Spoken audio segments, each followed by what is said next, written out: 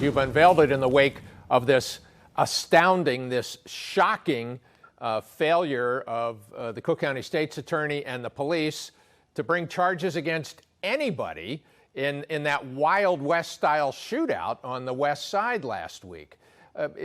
Is that why you unveiled it now?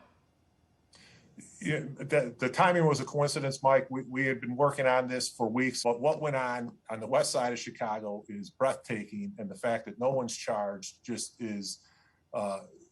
highlights our broken criminal justice system.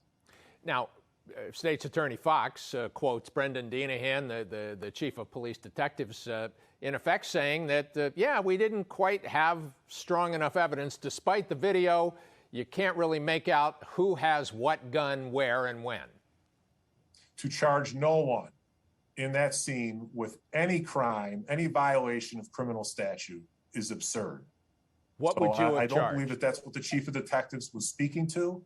I think State's Attorney Fox took liberties with that, and there should be some charges brought. What would you have charged if you were still at 26th in California? I'm sorry, Mike? What charges would you have filed if you were still at 26th in California in that Mason Avenue shootout? We have aggravated discharge of firearms going on video. They've recovered the guns, they've recovered suspects. The evidence is there. Let's start with that at a minimum here. This is reckless endangerment of a neighborhood. So State's Attorney Fox said she invoked John Burge and police torture, and she said what that neighborhood needs is to heal, not just round people up and charge everybody. What that neighborhood needs is the historic investment we are making in impoverished areas on gun violence prevention, mental health, and a measure I supported, just access to health care. We need those investments, but at the same time, those neighborhoods cannot move forward if we allow this type of violence to occur. We also have to bring an element of deterrence and enforcement and accountability to it. It's a collaborative approach, and the approach the Democrats have taken have left out the enforcement mechanism. It's not going to work until we get back to actually enforcing standards in society. All right. Let me ask you, your colleague, Democrat from Hyde Park, Senator Robert Peters, who was a sponsor of some of the proposals you disagree with that have now been passed into law, he in particular objects to the fact that you would allow a chief judge in any court system across the state to send a letter opting out of the end to cash bail. So you would continue to use cash bail. Peters says, in effect, that that's racist. I believe the chief judge in any particular circuit is going to be best equipped in how to run and administer their criminal justice system. That is the position that they are elected to and then appointed to by their colleagues.